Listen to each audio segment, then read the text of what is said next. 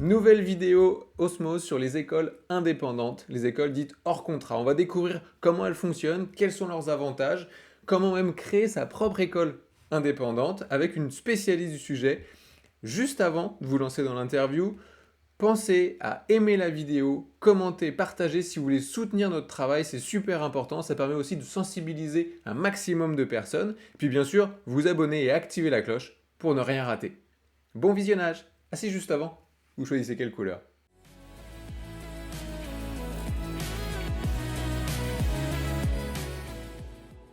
Aujourd'hui, dans le cadre des interviews d'Osmose, j'ai le plaisir d'être avec Anne-Françoise, qui est responsable du développement et de la communication pour la Fondation pour l'école, notamment sur les écoles indépendantes. Et on a envie justement d'en savoir plus sur qu'est-ce que concrètement une école indépendante et ce que fait la Fondation pour l'école. Est-ce que vous pouvez tout simplement vous présenter, Anne-Françoise, et nous dire un petit peu ce que fait la Fondation pour l'école, justement? Oui, bonjour Benjamin. Alors, la Fondation pour l'école, c'est une fondation qui existe depuis maintenant 15 ans, qui est reconnue d'utilité publique et qui est aussi abritante, c'est-à-dire qu'elle a sous son égide 10 autres fondations abritées qui, comme elle, œuvrent dans le secteur de l'éducation. Alors, assez rapidement, la Fondation pour l'école, elle a trois missions principales. D'une part, le soutien aux écoles indépendantes, donc les écoles indépendantes qu'on appelle aussi écoles hors contrat ou parfois écoles libres, donc qui sont, comme vous l'avez dit, des écoles entièrement privées. Donc le soutien aux écoles qui passe par des conseils juridiques et opérationnels, de la création de l'école jusqu'à la pérennisation de l'établissement. Ça passe aussi par un soutien qui peut être financier, puisqu'on est habilité à recevoir des dons. D'ailleurs, la fondation ne vit que de dons, qu'on reverse ensuite aux écoles qui nous en font la demande via des dossiers de demande d'aide financière. Voilà, donc on étudie les dossiers. Et puis, en fonction voilà, des dossiers, on peut aider financièrement certaines écoles. Donc ça, c'est le soutien. On a une mission aussi de promotion de ces écoles et de défense de ces écoles auprès des médias, auprès des institutions, pour que ces écoles elles puissent exister, pour défendre les droits des enfants, enfin des élèves qui sont scolarisés. Et puis, on a une mission aussi, en tout cas, on souhaite pouvoir inspirer tous les acteurs de la liberté scolaire. Et donc, l'inspiration, ça passe par la formation. On a un institut de formation dont on reparlera peut-être tout à l'heure, mais qui nous permet de former toute la communauté éducative, donc les créateurs d'écoles, les enseignants, les directeurs. Et puis, inspiré, ça passe aussi par l'organisation d'événements. On a par exemple un salon annuel, le Salon de la liberté pédagogique, voilà, qui a pour but, tous ces événements ont pour but d'échanger, de partager les bonnes pratiques et, in fine, on l'espère, de participer à l'amélioration de l'ensemble du système éducatif. Voilà, et donc moi, je travaille depuis 5 ans à la Fondation. Depuis le mois d'octobre, je m'occupe de la communication et du développement de la Fondation. Et auparavant, je m'occupais de l'animation du réseau, donc voilà, faire se rencontrer les écoles et initier une dynamique d'échange entre les directeurs et entre les établissements scolaires indépendants. Et justement, ce qui est intriguant justement pour les personnes qui nous écoutent, qui sont soit des parents convaincus par ce qu'on fait avec Osmose, on a vraiment à cœur de promouvoir tout ce qui est développement des compétences psychosociales. On associe très souvent école indépendante à école Montessori, dans, on va dire, dans dans le plus commun au final de ce qu'on connaît. Qu'est-ce que c'est concrètement une école indépendante? Est-ce que déjà c'est une école Montessori? Mais je pense que c'est pas que une école Montessori, ça peut être d'autres types d'écoles. Et quels Pas sont que. les avantages finalement? Quels sont les avantages ouais, justement par rapport aux autres écoles? Qu'est-ce qui les différencie par rapport aux écoles publiques dont on entend plus fréquemment parler? Alors, les écoles indépendantes, ce sont des écoles qui ne reçoivent aucune subvention déjà de l'État, donc elles ne reçoivent aucune source de financement enfin, de l'État.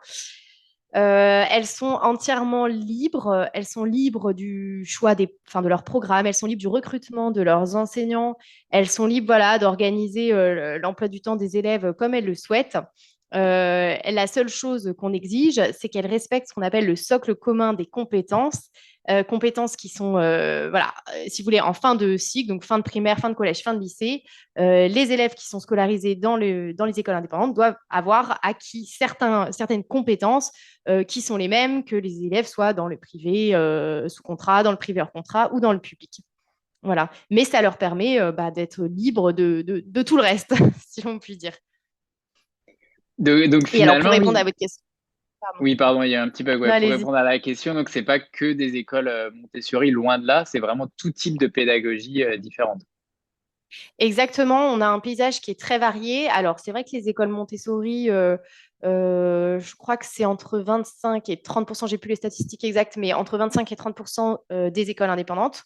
Aujourd'hui, juste pour donner quelques chiffres, les écoles indépendantes, ça représente environ 1800 groupes scolaires indépendants en France. Donc, vous voyez, il y en a entre 25 et 30% qui sont des écoles Montessori. Mais vous voyez, il y a aussi beaucoup d'autres choses. Il y a des pédagogies, il y a des écoles à pédagogie classique, voilà, avec des méthodes, on va dire ce qu'on appelle des méthodes éprouvées, un peu peut-être à l'ancienne, plus classiques en tout cas. On a aussi beaucoup d'écoles, ça c'est la tendance actuelle, c'est que les écoles, euh, on va dire, prennent différentes choses dans différentes pédagogies actives. Donc la plupart du temps, ce sont des écoles qui vont mixer la pédagogie Montessori avec des apports de la pédagogie Freinet, parfois de la pédagogie Steiner, qui vont aussi mettre de la pédagogie par la nature. En fait, ce qu'on voit la plupart du temps maintenant, par exemple pour les créations 2022, je crois qu'il y a 40% qui sont des écoles qui mêlent différentes pédagogies. Donc, on a du mal à faire rentrer dans des cases et c'est très bien parce que c'est aussi ça qui fait la richesse et la diversité du paysage des écoles indépendantes. Et, et du coup, qu'est-ce qui fait qu'on peut créer une école? Tout le monde peut créer finalement une école indépendante où il y a une formation vraiment au préalable à suivre. Des fois, il y a vraiment deux sons de cloche sur les écoles indépendantes. Il y en a qui sont vraiment à fond sur ces écoles indépendantes, d'autres à qui ça peut faire peur justement. Comment on peut être assuré qu'il n'y a pas de tout et n'importe quoi qui est fait? Est-ce qu'il y a une formation en amont qui est faite? Est-ce que c'est ouvert à tout le monde? Comment ça se passe un petit peu si on veut ouvrir une école indépendante? Alors, il y a plein de questions dans votre question, mais je vais essayer de prendre ça dans l'ordre. Alors, n'importe qui peut créer une école, euh, mais tout le monde n'a pas les capacités pour le faire, parce que c'est un peu un parcours du combattant. Il faut faire les choses dans l'ordre. Nous, ce qu'on conseille, parce que la Fondation pour l'école propose des formations pour les créateurs d'écoles, et puis de manière générale, on a une juriste, enfin, on a toute une équipe qui est à l'écoute des créateurs pour les aider à mener à bien leur projet. Ce qu'on conseille aux personnes qui ont un projet de création d'école, c'est déjà de très bien s'entourer. Pourquoi? Parce que personne n'a toutes les compétences nécessaires pour créer une école. Donc en fait, ce qui est chouette, c'est d'avoir une équipe, de pouvoir s'entourer de quelqu'un qui va être très à l'aise en communication, de quelqu'un d'autre qui va être au taquet sur les chiffres et voilà, avoir un petit côté un peu financier, quelqu'un d'autre qui sera très bon en relations publiques, quelqu'un qui va maîtriser la pédagogie et si vous voulez le projet pédagogique. Donc nous, ce qu'on conseille, c'est déjà de bien s'entourer. Après, vous avez des problématiques. Vous avez, si ça intéresse certaines personnes, il faut aller voir sur le site de la Fondation pour l'école, il y a toutes les étapes de création. Mais voilà, il y a des étapes clés comme le choix du local, l'implantation géographique, le choix du directeur. Enfin voilà, il y a différentes étapes. Mais dans l'absolu, tout le monde peut créer une école. En effet. Et alors, votre deuxième question, c'est comment s'assurer qu'il n'y ait pas tout et n'importe quoi. Alors, je vais vous dire, les parents qui mettent leurs enfants dans des écoles indépendantes, si vous voulez, c'est quand même un vrai choix parce que c'est des écoles qui ne sont pas gratuites, évidemment, puisqu'elles ne reçoivent pas de subsides de l'État. Euh, donc, les parents, ils s'attendent quand même à ce que l'école, derrière, euh, pardon, elle garantisse à la fois l'épanouissement de l'enfant, mais aussi voilà, une transmission des savoirs, etc. Donc, on a assez peu de soucis avec ça parce que finalement, des écoles qui sont pas top, et ben en fait, elles finissent par fermer et assez rapidement, je vais vous dire. Oui, c'est intéressant. C'est finalement, c'est presque les parents et les enfants, je suppose, qui vont être un peu juges de la qualité de l'école, en effet, parce que derrière, vu que ce sont les parents quand même qui payent ces écoles-là, donc c'est des écoles qui sont payantes à chaque fois, il n'y a pas d'intérêt, c'est sûr, à laisser son enfant dans une école où on sent que ça n'apporte rien à son enfant. Donc c'est finalement comme ça un petit peu que la Exactement. sélection se fait, quoi. Exactement. Et alors, l'avantage que ça a aussi par rapport à des écoles publiques qui ont un projet pédagogique, j'allais dire, qui est globalement le même, euh, si vous voulez, les écoles indépendantes, elles répondent quand même à des besoins soit de famille, soit du territoire. En fait, il y a une demande. Elle se crée parce qu'il y a une demande, parce qu'il y a un besoin. elle se crée pas parce que, enfin, j'allais dire, ça arrive qu'il y ait des personnes très idéalistes qui veulent créer une école. Ben, en général, ça dure pas longtemps parce que s'ils sont tout seuls et qu'ils n'ont pas fait globalement une petite étude de marché pour savoir si ça intéresse d'autres familles et s'il y a du monde intéressé, ben, vous voyez, c'est pas viable. Donc, elles répondent à des besoins. Et ce que nous, on insiste beaucoup lors de nos formations à la création, c'est sur l'importance du projet pédagogique, puisque ce qui est important, c'est que les parents adhèrent au projet pédagogique de l'établissement et que l'établissement respecte le projet pédagogique sur lequel il a basé son école. Voilà, donc nous, on insiste beaucoup sur la charte et le projet pédagogique de l'établissement pour voilà, que ce soit un socle, que l'équipe pédagogique adhère à ce projet, que le directeur adhère à ce projet et que les parents et les enfants adhèrent au projet pédagogique. Et c'est comme ça que ça fonctionne. Parce que justement, vous allez aider les écoles avec la Fondation pour l'école sur le projet pédagogique, mais vous avez aussi toute une partie formation, vous disiez, sur les enseignants. Comment sont formés justement les enseignants? Est-ce que c'est vraiment comparable à une formation entre guillemets classique qu'on peut suivre pour être professeur dans l'éducation nationale sur les écoles publiques? Ou est-ce que c'est vraiment votre propre programme de formation? Quelles sont les différences finalement avec un programme d'éducation classique? Alors, je vais vous parler de la formation. Juste avant, je reviens sur un petit point, parce que vous disiez la Fondation aide les écoles pour leurs projets pédagogiques. Alors, attention, nous, on porte absolument aucun jugement sur les projets pédagogiques. Ouais. On est là simplement pour insister et dire aux écoles, attention, rédigez correctement votre projet pédagogique et apportez-y un soin particulier. Voilà, je voulais juste apporter cette petite précision parce que nous, on aide tout type d'école, on donne tout type de conseils et il y a plein d'écoles différentes qui viennent suivre nos formations. Et donc voilà, on n'est pas là pour dire telle pédagogie est mieux que notre. Et pour revenir à la formation, alors effectivement, nous, on a une formation, si vous voulez, on a deux choses dans la formation. On a ce qui touche à la formation continue. Donc là, c'est de la formation continue. Donc on a des modules de formation plus ou moins longs, plus ou moins courts pour les enseignants qui sont en poste, pour les directeurs d'école, pour les créateurs. Donc ça, c'est de la formation continue. Et on a une formation initiale, donc un parcours qu'on a construit en 2 ans, qui existe depuis maintenant 12 ans, je crois, enfin, entre 10 et 15 ans, quoi, qui est un parcours en 2 ans, accessible après une licence, et qui permet effectivement d'enseigner dans les écoles indépendantes. Alors, les spécificités, on va dire, de notre formation initiale, c'est que c'est en 2 ans. Donc, la première année, les étudiants vont suivre des cours qui sont basés d'une part sur une remise à niveau académique assez exigeante, c'est-à-dire qu'on apporte un soin tout particulier quand même à l'apprentissage du français, des mathématiques, de l'histoire-géographie, etc. Mais aussi une formation très pratique à la gestion de classe. Et en première année, en tout cas, des stages, je crois que les étudiants ont, enfin même, je ne crois pas, j'en suis certaine, que les étudiants ont l'équivalent de 4 mois de stage sur l'année. Vous voyez, ce qui est quand même important, avec une responsabilité qui est croissante. Voilà, plus les stages avancent, plus leur responsabilité est croissante. Et la deuxième année, nos étudiants sont carrément complètement en poste, avec charge de classe, et suivent parallèlement à ça, ils ont 6 week-ends sur l'année au cours desquels voilà, ils partagent leurs expériences, on revient sur les difficultés qu'ils peuvent rencontrer dans leur classe, etc.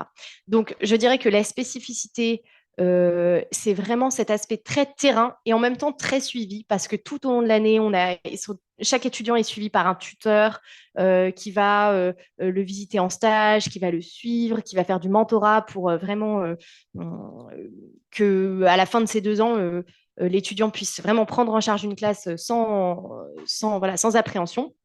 Donc, c'est vraiment cet aspect très terrain et en même temps cette exigence académique. Voilà, je dirais que c'est les spécificités de notre formation initiale. Et je suppose que donc la formation, elle est forcément suivie dans des écoles quand ils font des stages. Vous parliez de pas mal de stages. C'est forcément dans des écoles indépendantes. Et là encore, c'est toujours pareil, peu importe la pédagogie. C'est pas orienté spécifiquement Freinet, spécifiquement Montessori ou autre. C'est une école indépendante. C'est une école indépendante. Alors, je crois que ponctuellement, c'est arrivé que des étudiants fassent des stages dans du privé sous contrat, mais majoritairement, c'est dans des écoles indépendantes. Et on essaye de faire en sorte d'inciter les étudiants à choisir des stages dans des écoles assez différentes, justement, pour qu'ils puissent avoir un petit peu, voir la richesse et des méthodes assez différentes en fonction des des pédagogies différentes des écoles. Et puis, on les encourage aussi à suivre des stages, en tout cas, dans des écoles dans lesquelles ils se voient enseigner. Ouais, Voilà. ok. Et une autre question qui m'a interpellé, que je vous avais demandé, c'est pourquoi derrière il y a enseignement, donc français, maths, etc. dans la formation, mais il y a également une partie formation et gestion de classe que vous disiez. Est-ce qu'en plus il y a des modules spécifiques sur les compétences psychosociales, tout ce qui est émotion, confiance, etc., qui est vraiment notre cheval de bataille avec Osmose, où à notre sens, on trouve qu'il y a un certain déséquilibre dans l'enseignement dit classique, entre guillemets, entre l'importance qui est faite sur le français maths et l'importance qui est faite aux émotions confiance. Est-ce que dans les écoles indépendantes, les enseignants sont formés plus spécifiquement là-dessus? Quel est un petit peu votre point de vue là-dessus? Comment la Fondation pour l'école voit les choses à ce niveau-là? Alors, nous, on a évidemment, au cours de cette formation initiale, les étudiants ont des cours justement sur le développement psycho-affectif de l'enfant, sur le rythme de l'enfant, sur ses besoins. Et d'ailleurs, en plus de ça, vous voyez, nos étudiants, par exemple, je crois que c'est en première année, passent eux-mêmes des tests de personnalité pour apprendre à se connaître, pour savoir comment ils fonctionnent, voilà, pour les aider aussi dans la gestion de leur classe. Donc, c'est effectivement quelque chose de très important. Et la responsable de la formation initiale avec laquelle je discutais en préparant justement notre entretien avec vous, Benjamin, me disait qu'en fait, ils en parlaient dans tous les cours parce que l'enfant est vraiment au centre de cette formation. Et vous avez tout à fait raison de dire qu'en fait, enseigner le français et les maths, c'est très bien, mais si on ne tient pas compte du rythme de l'enfant et de ses besoins, en fait, c'est un petit peu inutile. Enfin, pas inutile, mais en tout cas, ça sera moins efficace. Est-ce que c'est pas l'une des raisons euh, pour lesquelles on peut avoir l'envie de mettre justement son enfant dans une école indépendante plutôt que de le mettre dans une école publique classique? Je reformule aussi ma question sans vouloir, là, avec mon propre biais cognitif que je peux avoir, mais quel est finalement l'intérêt quand on est parent qu'on va mettre son enfant à l'école? Il y a très souvent cette hésitation entre l'école publique et l'école indépendante. Si on oublie cette question budgétaire, mine de rien, pour le parent, quel est l'intérêt pour le parent d'aller mettre son enfant dans une école indépendante plutôt que dans une école publique classique? Bah oui, effectivement, je crois que le respect du rythme de l'enfant, c'est une vraie question. Moi, je suis maman de 3 enfants, donc voilà, je vois bien de quoi on parle Mm. aussi. C'est évident que c'est une question qu'on se pose quand on voit des classes surchargées, un rythme très intense pour les enfants. Euh, et donc oui, effectivement, de toute façon, on le voit très bien, il y a beaucoup de personnes qui veulent créer des écoles aussi parce que malheureusement, c'est un petit peu aussi en opposition à ce système à ce système unique qui peut broyer les enfants. Alors, il y a Mm. certains enfants qui s'adapteront très bien, qui n'auront aucun souci, et voilà, et qui vont vivre une scolarité, j'allais dire, sans nuage. Mais malheureusement, c'est pas le cas de tous les enfants. Et nous, à la Mm. Fondation, si on défend la richesse aussi la richesse et la diversité des écoles indépendantes, c'est parce qu'on est convaincu que les enfants sont tous uniques, qu'ils ont chacun leurs besoins différents et leur potentiel et leur talent à déployer. Et c'est une vraie chance qu'on a et espérons que ça dure de pouvoir avoir quand même le choix, même si malheureusement l'aspect financier fait que tout le monde ne peut pas évidemment passer le pas de l'école indépendante. Et justement, c'est quoi votre avis un petit peu personnel sur l'éducation nationale, sur pourquoi, je pense que c'est un constat qu'on fait euh, globalement tous, je vais dire tous, on est forcément pris avec son microcosme à soi, on est convaincu que tout le monde pense comme nous vu qu'on est entouré de ces personnes-là, mais il y a quand même de plus en plus de personnes qui pensent ces choses-là, qui accordent de l'importance au rythme de l'enfant, qu'on a conscience que les classes sont complètement surchargées, que du coup les enseignants sont complètement débordés derrière. Pourquoi la machine de l'éducation nationale semble un petit peu bloquée? On en parlait récemment avec une autre personne qui disait qu'elle est des fois appelée le mammouth ou le dinosaure, l'éducation nationale. Qu'est-ce qui fait qu'on en est arrivé là et pourquoi les choses ont énormément de mal à bouger? Je pense que c'est quand même multifactoriel. Après, En fait, concernant le rythme de l'enfant, c'est drôle parce que je pensais ce matin, je me disais, en fait, il y a quand même une volonté de bien faire les choses. Par exemple, je ne sais pas si vous voyez, mais en primaire, il y a des heures d'EMC, donc d'enseignement moral et civique, euh, ce qu'on appelait autrefois éducation civique et morale, enfin bon, c'est pareil. Euh, et alors, si vous voulez, en primaire, ça consiste en tout cas, je le voyais pour mon fils qui est en CE2, ça consiste à essayer d'apprendre à gérer ses émotions, etc. Donc, c'est très louable.